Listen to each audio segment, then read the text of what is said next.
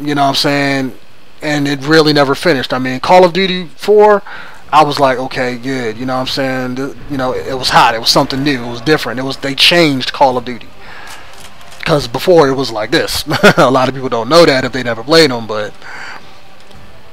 And... Come rush my position. And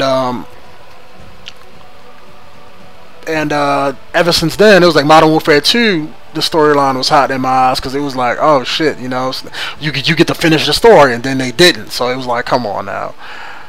Okay, they ain't gonna rush me.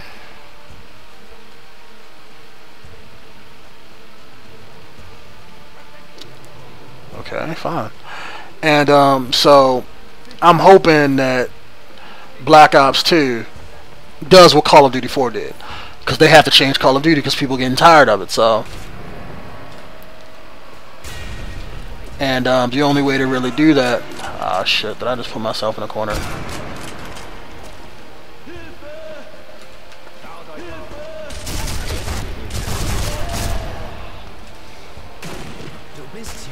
Use the statue's cover real quick. Would that go off? Worst come to worst, I can always dip out this window.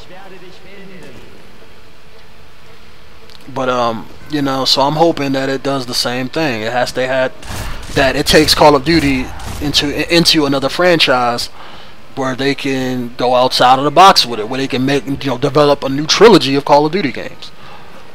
Because right now, what Call of Duty has that no other game has is that Medal of Honor and all this other stuff. They can go to other war theaters and different wars and experiences. Fuck. And Call of Duty can't do that, because by them coming out every year, they have made a game pretty much on almost every major war theater that this country's ever been in. And the only wars that they can do are the minor wars, which aren't really interesting. I mean, they haven't made a Desert Storm Call of Duty or Korean War, you know, Call of Duty. I mean, I'm pretty sure they can make one, but nobody remembers those wars like that as far as the general public. People know about them, but not like they do World War II or Vietnam or nothing like that, because there wasn't nothing major happen. You know what I'm saying? We was in a war for a few weeks, and that was it. Like, you know, they can't make a Call of Duty, you know, war with Afghanistan. Can't do it. War was too short. it was the, you know. So, I mean, the only really route left to them in Call of Duty is making shit up. They have to. I mean, because regardless, I mean, unless they can either do that or come out with a Call of Duty game with multiplayer only, no campaign. That they could do every year and have no problems. But they don't want to do that, because then you're alienating half of your audience by the people who play campaign. And I mean, granted, given Call of Duty, it's not a lot of people out there. I mean, I've talked to many people who'd be like, "Oh man, I play Call of Duty." I was like, "Yo, you ever play campaign? The campaign, you know, in Black Ops was hot." I'll be like, "Nah, man, I never play campaign. I don't play, you know, campaign." I'm like, "Really? You haven't played the campaign? I'll play Call of Duty every year, but you've never played campaign? I mean, you don't even know what the multiplayer is about. You just say fuck it." And that's most of the gaming audience that play Call of Duty. I mean, as far as I see, I mean, I could be wrong. Like I said, I'm no Call of Duty connoisseur. I mean, I'm not like some of the commentators on YouTube that have been playing it for the past, you know, 5 or 6 years. I just been playing it since COD 4, and you know, and mostly for campaign, not for multiplayer. I just got into multiplayer with Modern Warfare, like halfway in Modern Warfare 2's lifespan, you know, from then on. But I mean, that's what they got to do with Black Ops 2. So I mean, I'm hoping by them making shit up. Granted, a lot of people, I watch a lot of people's reactions videos. Come on, guy, move, damn. Ah, really? Don't make me toss a grenade up there. And a lot of people don't like the fact that people are always comparing it to Halo, and it's like, that's like the number one. Oh, it looks like Halo. It don't look shit like Halo. I mean, in my eyes, the people, maybe it's because the majority of people who say that don't play Halo, so they have an idea what Halo looks like without actually playing it. But it don't look shit like Halo. I mean, it looks like a souped up modern game, because they still use modern weaponry. It's just we have more drones and more computerized equipment. So, you know, that's what it looks like to me. It looks like they tried to make a first-person shooter out of the Metal Gear Solid multiplayer, or well, not multiplayer, the Metal Gear Solid story before, like, let's say 20 years before it got to where Metal Gear Solid 4 was, to where everything was computerized. So the soldiers aren't computerized, but they still use computerized equipment. I mean, it's kind of like in a very near future of our world. So really, it's like a future modern warfare kind of sort of thing. It's not in the far future. I mean, we doing that shit now. It's just we don't have the means to mass produce it. That's what they're doing in Black Ops 2. They're mass producing what we already do. Ah shit, fuck. Ah, damn, this part's gonna be hard. So I mean, it ain't really nothing new. It ain't the future. But people are seeing that. They're seeing the mechs and all that shit. And now, granted, that little walking tank mech, I thought that was some bullshit. To me, when I seen that, it was just... That's probably going to be something that's in campaign only. That it can't be no kill streak. I mean, I can't see that being a kill streak because it's going to be too slow and cumbersome. You know, the Call of Duty has small maps to begin with, so you ain't walking that around in Battlefield killing people. The majority of the kill streaks and shit in Black Ops 2, they're going to probably be mostly automated kill streaks, drones, you know, helicopter strikes, you know, things of that nature. You know, they're not going to be, you know, they're going to probably be less man kill streaks and more automated drone ones. Drone ones doing the same shit. That's probably what it's going to be. And they may cut out the laptops and search and destroy and calling in predators, you know, for that little wrist computer. I think they're going to do that too. That's more practical than looking around that dumbass laptop that they keep showing at Call of Duty. So I mean, I hope Black Ops shits on Modern Warfare. I hope it. I mean, it's gonna make money, but at the same time, I hope it has enough changes to where it's gonna turn a lot of people off. A lot of people aren't gonna play it. But like Call of Duty, like Halo, it needs to happen to further the franchise. And I think that's what people need to forget. If you love a franchise, you don't have to like every change about it. I'm not saying you got to be one of those happy-go-lucky people that be like, oh man, you have to love everything about a game. Fuck that.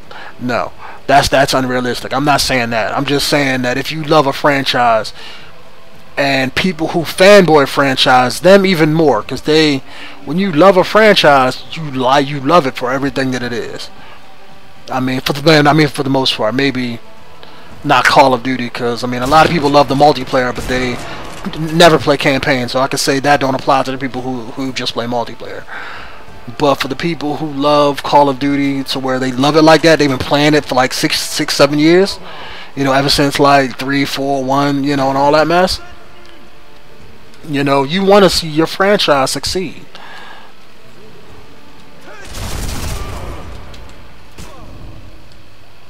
Oh, please tell me I'm bond cover. Come on. You're gonna run and stop into it, okay. Come on. Come on, you know you wanted to. Damn, I should have waited till they can.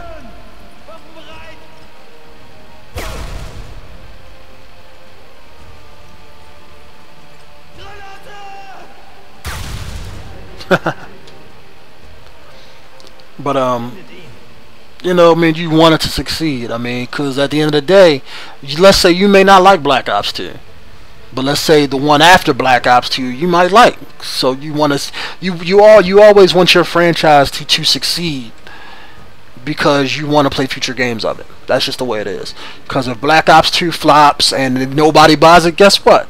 They ain't making another Call of Duty. Activision is going to probably pull the plug on it. They're going to be like, okay, well, people ain't playing it, so, you know, move on to something else. And you don't ever want them to do that because then they're going to kill the franchise. There's a lot of great franchises that failed even before they had a chance to build up the audience that most of these modern games have.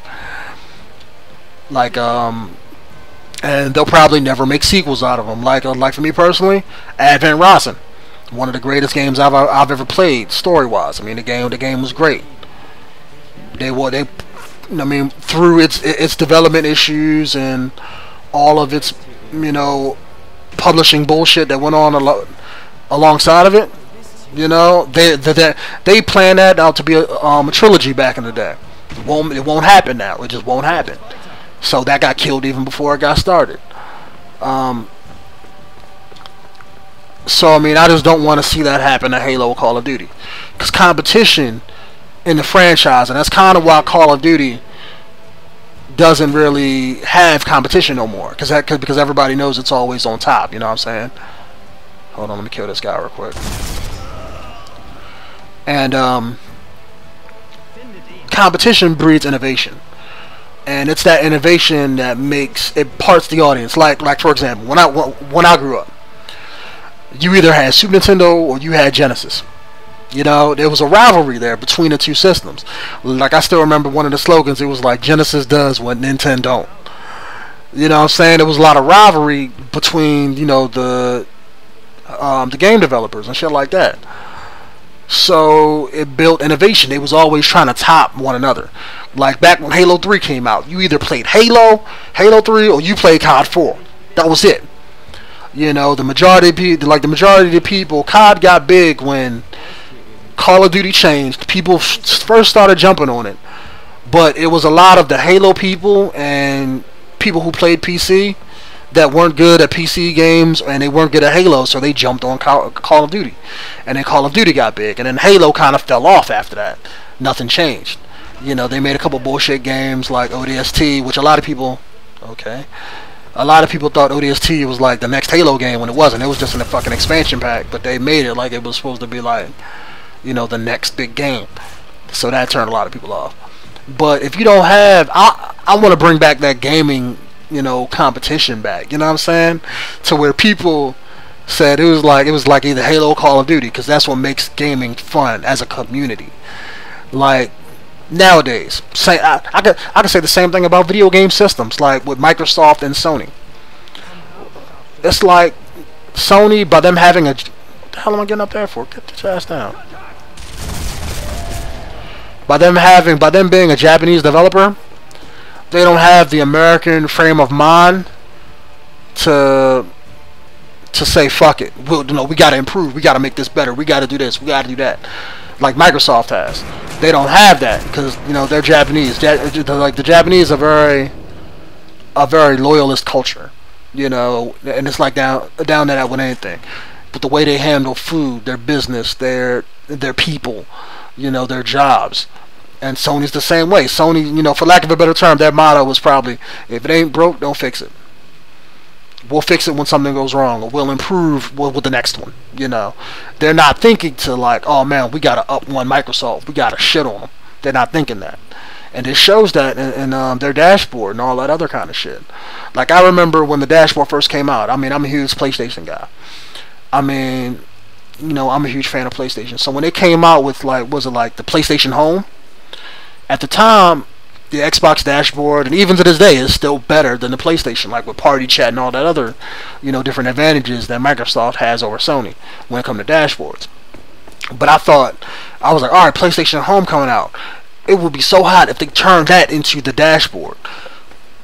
You know, just have like a sim-like environment and have that as the dashboard, like, because in PlayStation Home you can have like your own little apartment, your own adult avatar, I should say, because I'm tired of this Xbox Live kitty bullshit that they keep throwing at you. You know, but in PlayStation you can make an adult-looking avatar and buy clothes for them. They got like a mock apartment, a mock house, a mock shopping mall, and all, you know, like in like a sim-like environment, to where you can purchase all this, you know, new stuff. Like if I want to go up and watch a movie on PlayStation Home, like, you know, like if I want to watch a streaming movie on Netflix or something, I mean, I'm not saying this, but I remember it used to be this way. You had to go to the, you know, the fake little movie theater in the sim environment and then watch your movie like you do in real life. You know, it was hot, and to me, I was